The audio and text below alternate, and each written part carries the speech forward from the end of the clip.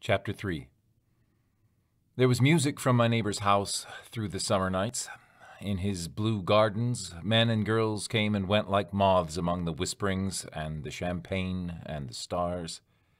At high tide in the afternoon, I watched his guests diving from the tower of his raft, or taking the sun on the hot sand of his beach, while his two motorboats slit the waters of the Sound, drawing aquaplanes over cataracts of foam. On weekends, his Rolls-Royce became an omnibus, bearing parties to and from the city between 9 in the morning and long past midnight, while his station wagon scampered like a brisk yellow bug to meet all trains. And on Mondays, 8 servants, including an extra gardener, toiled all day with mops and scrubbing brushes and hammers and garden shears, repairing the ravages of the night before. Every Friday, 5 crates of oranges and lemons arrived from a fruiterer in New York. Every Monday, these same oranges and lemons left his back door in a pyramid of pulpless halves. There was a machine in the kitchen which could extract the juice of 200 oranges in half an hour, if a little button was pressed 200 times by a butler's thumb. At least once a fortnight, a corps of caterers came down with several hundred feet of canvas and enough colored lights to make a Christmas tree of Gatsby's enormous garden. On buffet tables garnished with glistening hors d'oeuvres, spiced baked hams crowded against salads of harlequin designs and pastry pigs and turkeys bewitched to a dark gold. In the main hall, a bar with a real brass rail was set up and stocked with gins and liquors and with cordials so long forgotten that most of his female guests were too young to know one from another. By 7 o'clock, the orchestra has arrived. No thin 5-piece affair, but a whole pitful of oboes and trombones and saxophones and viols and cornets and piccolos and low and high drums. The last swimmers have come in from the beach now and are dressing upstairs. The cars from New York are parked 5 deep in the drive, and already the halls and salons and verandas are gaudy with primary colors, and hair shorn in strange new ways, and shawls beyond the dreams of Castile. The bar is in full swing, and floating rounds of cocktails permeate the garden outside until the air is alive with chatter and laughter and casual innuendo and introductions forgotten on the spot and enthusiastic meetings between women who never knew each other's names.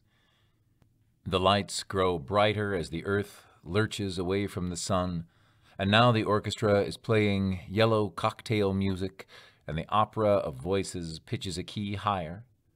Laughter is easier minute by minute, spilled with prodigality, tipped out at a cheerful word. The groups change more swiftly, swell with new arrivals, dissolve and form in the same breath. Already there are wanderers, confident girls who weave here and there among the stouter and more stable, become for a sharp, joyous moment the center of a group, and then, excited with triumph, glide on through the sea change of faces and voices and color under the constantly changing light. Suddenly one of these gypsies, in trembling opal, seizes a cocktail out of the air, dumps it down for courage, and moving her hands like Frisco, dances out alone on the canvas platform. A momentary hush. The orchestra leader varies his rhythm obligingly for her, and there is a burst of chatter as the erroneous news goes around that she is Gilda Gray's understudy from the Follies. The party has begun. I believe that on the first night I went to Gatsby's house, I was one of the few guests who had actually been invited. People were not invited. They went there. They got into automobiles which bore them out to Long Island, and somehow they ended up at Gatsby's door. Once there, they were introduced by somebody who knew Gatsby, and after that they conducted themselves according to the rules of behavior associated with amusement parks. Sometimes they came and went without having met Gatsby at all, came for the party, with a simplicity of heart that was its own ticket of admission. I had been actually invited. A chauffeur in a uniform of robin's egg blue crossed my lawn early that Saturday morning with a surprisingly formal note from his employer. The honor would be entirely Gatsby's, it said, if I would attend his little party that night. He had seen me several times, and had intended to call on me long before, but a peculiar combination of circumstances had prevented it. Signed J. Gatsby in a majestic hand. Dressed up in white flannels, I went over to his lawn a little after 7, and wandered around, rather ill at ease among swirls and eddies of people I didn't know, though here and there was a face I had noticed on the commuting train. I was immediately struck by the number of young Englishmen dotted about, all well-dressed, all looking a little hungry, and all talking in low, earnest voices to solid and prosperous Americans. I was sure that they were selling something, bonds or insurance or automobiles. They were at least agonizingly aware of the easy money in the vicinity, and convinced that it was theirs, for a few words in the right key. As soon as I arrived, I made an attempt to find my host, but the 2 or 3 people of whom I asked his whereabouts stared at me in such an amazed way, and denied so vehemently any knowledge of his movements, that I slunk off in the direction of the cocktail table, the only place in the garden where a single man could linger without looking purposeless and alone. I was on my way to get roaring drunk from sheer embarrassment, when Jordan Baker came out of the house and stood at the head of the marble steps, leaning a little backward and looking with contemptuous interest down into the garden. Welcome or not, I found it necessary to attach myself to someone before I should begin to address cordial remarks to the passers-by. "Hello," I roared, advancing toward her. My voice seemed unnaturally loud across the garden. "I thought you might be here," she responded absently as I came up. "I remembered you lived next door to—" She held my hand impersonally, as a promise that she'd take care of me in a minute, and gave ear to 2 girls in twin yellow dresses who stopped at the foot of the steps. "Hello," they cried together. "Sorry you didn't win." That was for the golf tournament. She had lost in the finals the week before. "You don't know who we are," said one of the girls in yellow, "but we met you here about a month ago." "You've dyed your hair since then," remarked Jordan, and I started, but the girls had moved casually on, and her remark was addressed to the premature moon, produced, like the supper, no doubt, out of a caterer's basket. With Jordan's slender golden arm resting in mine, we descended the steps and sauntered about the garden. A tray of cocktails floated at us through the twilight, and we sat down at a table with the 2 girls in yellow and 3 men, each one introduced to us as Mr. Mumble. "Do you come to these parties often?" inquired Jordan of the girl beside her.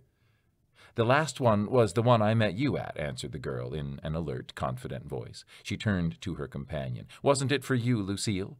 It was for Lucille, too.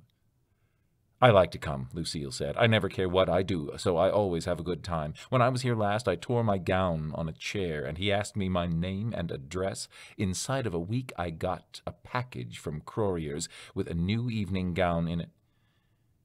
"Did you keep it?" asked Jordan. "Sure I did. I was going to wear it tonight, but it was too big in the bust and had to be altered. It was gas blue with lavender beads, $265. "There's something funny about a fellow that'll do a thing like that," said the other girl eagerly. "He doesn't want any trouble with anybody." "Who doesn't?" I inquired. "Gatsby. Somebody told me." The 2 girls and Jordan leaned together confidentially. "Somebody told me they thought he killed a man once." A thrill passed over all of us. The 3 Mr. Mumbles bent forward and listened eagerly. "I don't think it's so much that," argued Lucille skeptically. "It's more that he was a German spy during the war." One of the men nodded in confirmation. "I heard that from a man who knew all about him. Grew up with him in Germany," he assured us positively. "Oh, no," said the first girl. "It couldn't be that, because he was in the American army during the war." As our credulity switched back to her, she leaned forward with enthusiasm. "You look at him sometimes. when he thinks nobody's looking at him. I'll bet he killed a man." She narrowed her eyes and shivered. Lucille shivered. We all turned and looked around for Gatsby.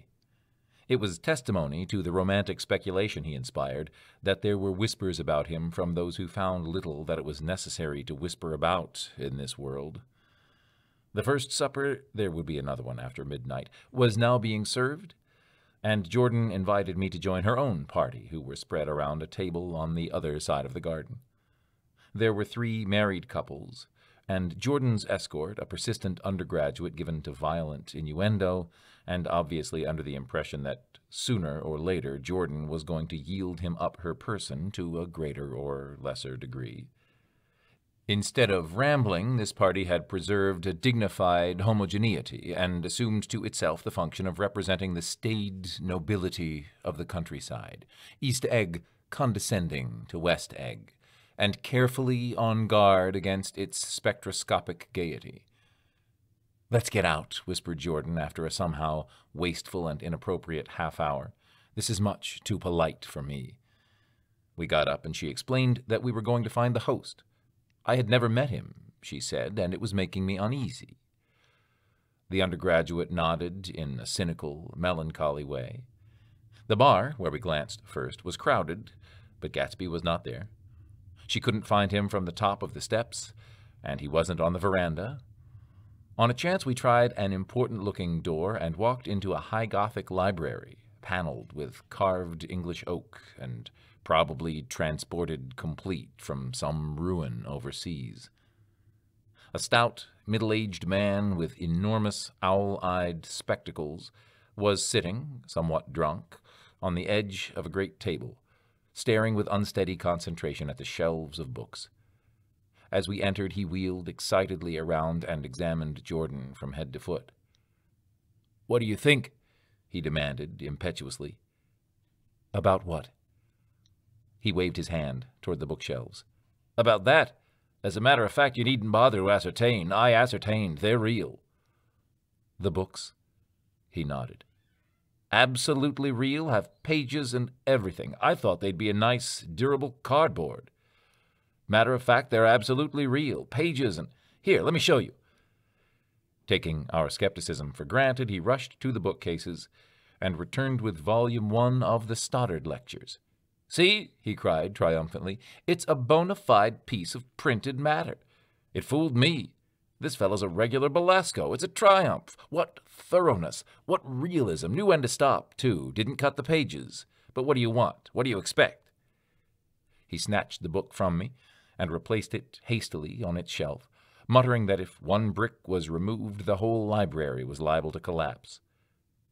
"Who brought you?" he demanded. "Or did you just come?" "I was brought. Most people were brought." Jordan looked at him alertly, cheerfully, without answering.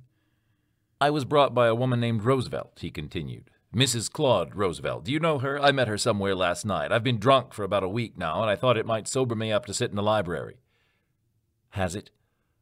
"A little bit, I think. I can't tell yet. I've only been here an hour. Did I tell you about the books? They're real. They're—" "You told us." We shook hands with him gravely and went back outdoors. There was dancing now on the canvas in the garden, old men pushing young girls backward in eternal, graceless circles, superior couples holding each other tortuously, fashionably, and keeping in the corners, and a great number of single girls dancing individualistically or relieving the orchestra for a moment of the burden of the banjo or the traps. By midnight, the hilarity had increased. A celebrated tenor had sung in Italian, and a notorious contralto had sung in jazz, and between the numbers people were doing stunts all over the garden, while happy, vacuous bursts of laughter rose toward the summer sky. A pair of stage twins, who turned out to be the girls in yellow, did a baby act in costume, and champagne was served in glasses bigger than finger bowls. The moon had risen higher, and floating in the sound was a triangle of silver scales, trembling a little to the stiff, tinny drip of the banjos on the lawn. I was still with Jordan Baker. We were sitting at a table with a man of about my age, and a rowdy little girl who gave way upon the slightest provocation to uncontrollable laughter. I was enjoying myself now. I had taken 2 finger bowls of champagne, and the scene had changed before my eyes into something significant, elemental, and profound. At a lull in the entertainment, the man looked at me and smiled. "Your face is familiar," he said politely. "Weren't you in the 3rd Division during the war?" "Why, yes, I was in the 9th Machine Gun Battalion." "I was in the 7th Infantry until June 1918. I knew I'd seen you somewhere before." We talked for a moment about some wet, gray little villages in France. Evidently he lived in this vicinity, for he told me that he had just bought a hydroplane and was going to try it out in the morning. "Want to go with me, old sport? Just near the shore along the Sound." "What time?" "Any time that suits you best." It was on the tip of my tongue to ask his name when Jordan looked around and smiled. "Having a gay time now?" she inquired. "Much better." I turned again to my new acquaintance. "This is an unusual party for me. I haven't even seen the host. I live over there." I waved my hand at the invisible hedge in the distance. And this man Gatsby sent over his chauffeur with an invitation. For a moment he looked at me as if he failed to understand. "I'm Gatsby," he said suddenly. "What?" I exclaimed. "Oh, I beg your pardon." "I thought you knew, old sport. I'm afraid I'm not a very good host." He smiled understandingly. Much more than understandingly. It was one of those rare smiles with a quality of eternal reassurance in it that you may come across 4 or 5 times in life. It faced, or seemed to face, the whole external world for an instant, and then concentrated on you with an irresistible prejudice in your favor. It understood you just so far as you wanted to be understood, believed in you as you would like to believe in yourself, and assured you that it had precisely the impression of you that at your best you hoped to convey. Precisely at that point, it vanished, and I was looking at an elegant young roughneck a year or 2 over 30 whose elaborate formality of speech just missed being absurd. Some time before he introduced himself, I'd got a strong impression that he was picking his words with care.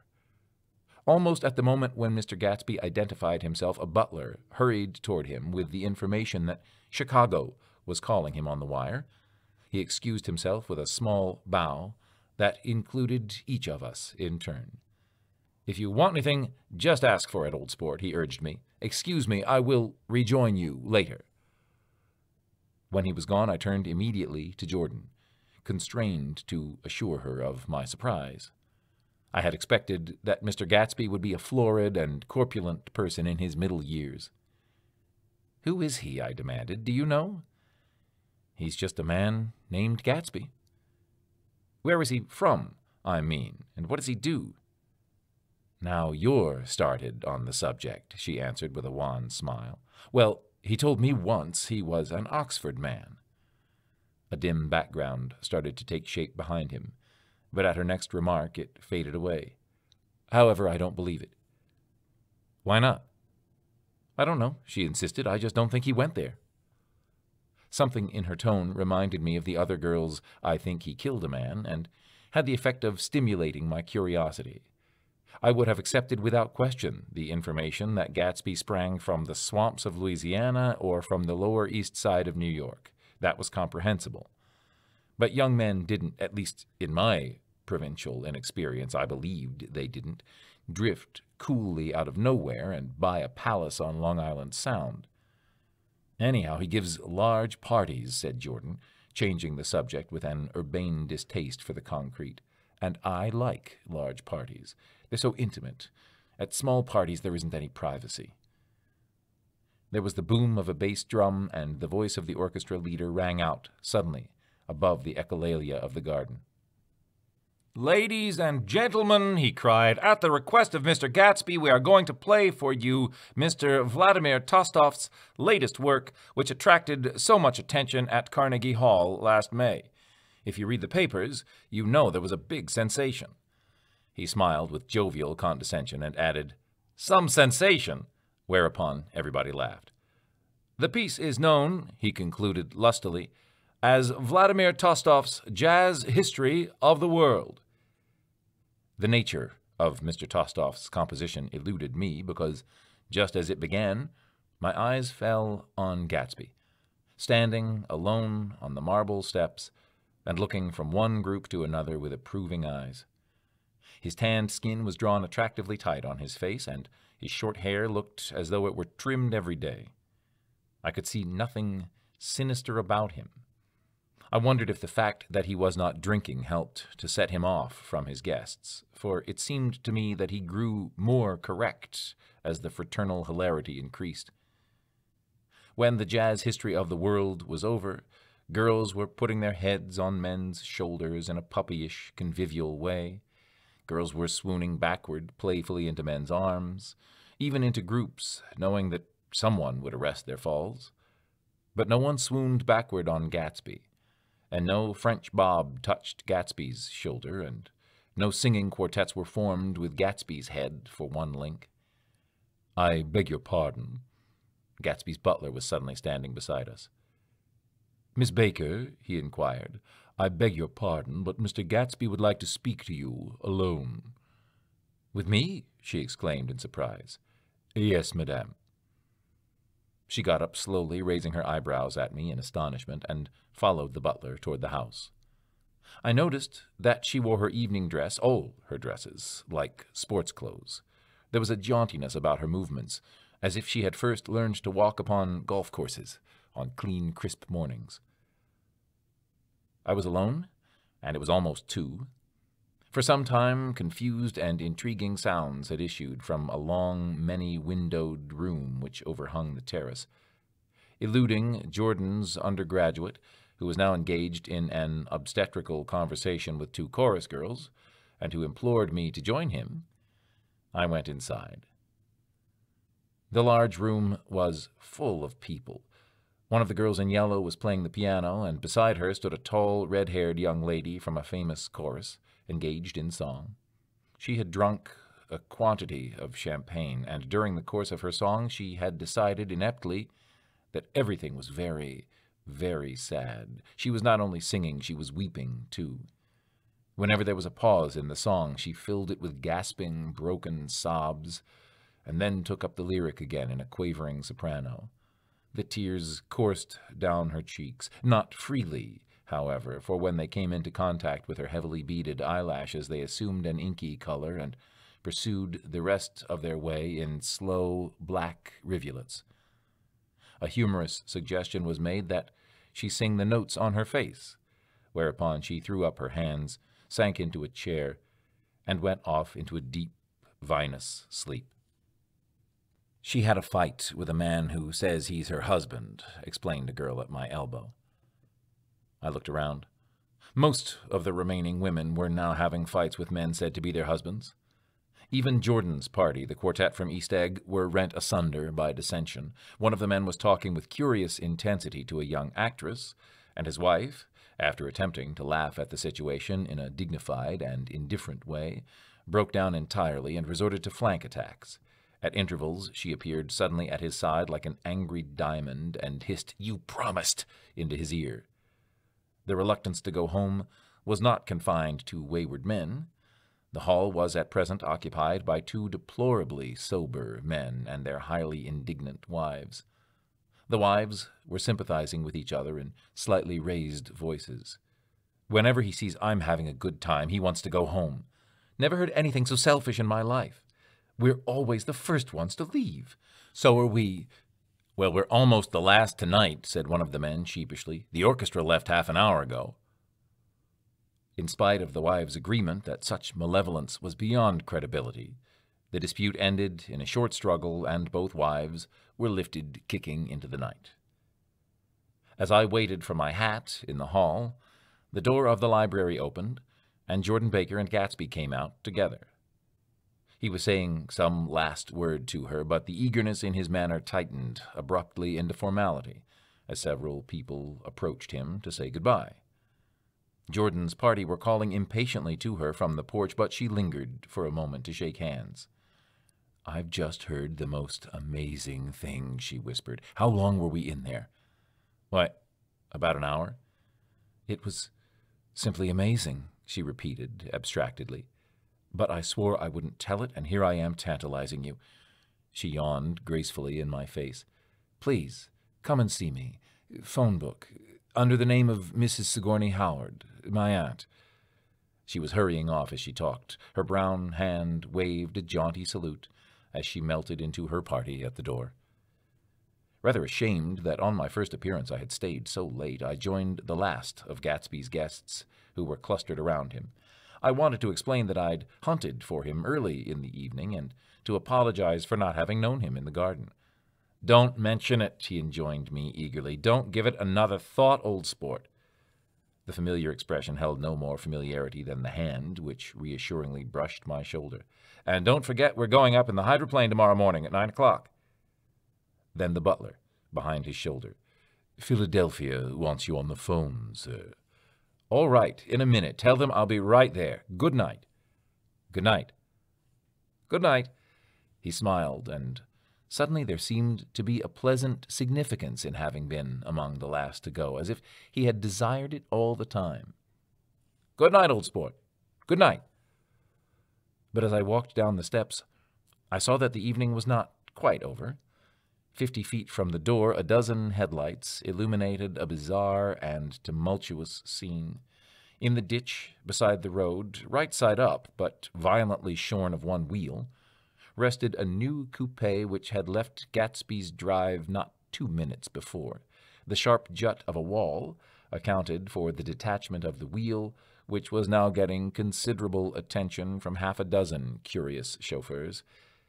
However, as they had left their cars blocking the road, a harsh, discordant din from those in the rear had been audible for some time, and added to the already violent confusion of the scene.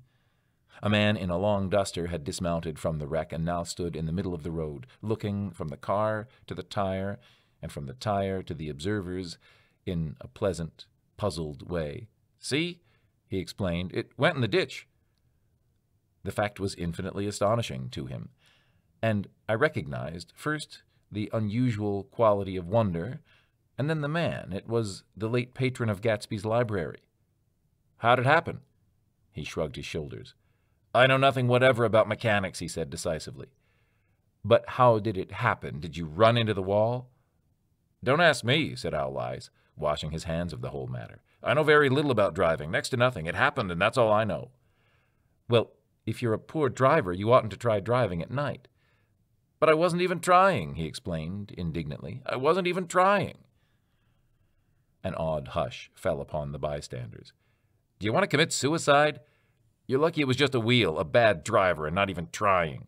"You don't understand," explained the criminal. "I wasn't driving. There's another man in the car." The shock that followed this declaration found voice in a sustained "ah" as the door of the coupe swung slowly open. The crowd, it was now a crowd, stepped back involuntarily, and when the door had opened wide, there was a ghostly pause. Then, very gradually, part by part, a pale, dangling individual stepped out of the wreck, pawing tentatively at the ground with a large, uncertain dancing shoe. Blinded by the glare of the headlights and confused by the incessant groaning of the horns, the apparition stood swaying for a moment before he perceived the man in the duster. "What's the matter?" he inquired calmly. "Did we run out of gas?" "Look." Half a dozen fingers pointed at the amputated wheel. He stared at it for a moment and then looked upward, as though he suspected that it had dropped from the sky. "It came off," someone explained. He nodded. "At first I didn't notice we'd stopped." A pause. Then, taking a long breath and straightening his shoulders, he remarked in a determined voice, "Wonder if you tell me where this gasoline station?" At least a dozen men, some of them little better off than he was, explained to him that wheel and car were no longer joined by any physical bond. "Back out," he suggested after a moment. "Put in reverse."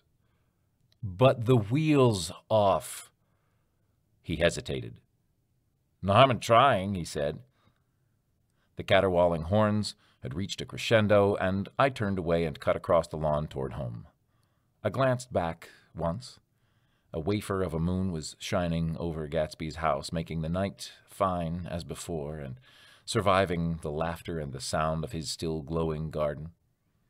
A sudden emptiness seemed to flow now from the windows and the great doors, endowing with complete isolation the figure of the host, who stood on the porch, his hand up in a formal gesture of farewell.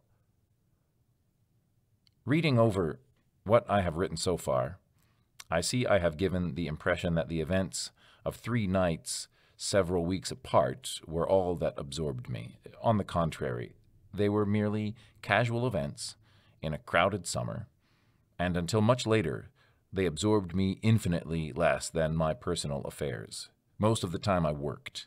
In the early morning, the sun threw my shadow westward as I hurried down the white chasms of lower New York to the Probity Trust. I knew the other clerks and young bond salesmen by their first names and lunched with them in dark, crowded restaurants on little pig sausages and mashed potatoes and coffee. I even had a short affair with a girl who lived in Jersey City and worked in the accounting department, but her brother began throwing mean looks in my direction, so when she went on her vacation in July, I let it blow quietly away. I took dinner, usually at the Yale Club. For some reason, it was the gloomiest event of my day. And then I went upstairs to the library and studied investments and securities for a conscientious hour. There were generally a few rioters around, but they never came into the library, so it was a good place to work. After that, if the night was mellow, I strolled down Madison Avenue, past the old Murray Hill Hotel, and over 33rd Street to the Pennsylvania Station. I began to like New York, the racy, adventurous feel of it at night, and the satisfaction that the constant flicker of men and women and machines gives to the restless eye. I liked to walk up Fifth Avenue and pick out romantic women from the crowd and imagine that in a few minutes I was going to enter into their lives and no one would ever know or disapprove. Sometimes in my mind I followed them to their apartments on the corners of hidden streets, and they turned and smiled back at me before they faded through a door into warm darkness. At the enchanted metropolitan twilight, I felt a haunting loneliness sometimes, and felt it in others. Poor young clerks who loitered in front of windows waiting until it was time for a solitary restaurant dinner. Young clerks in the dusk wasting the most poignant moments of night and life. Again at 8 o'clock, when the dark lanes of the 40s were 5 deep with throbbing taxicabs bound for the theater district, I felt a sinking in my heart.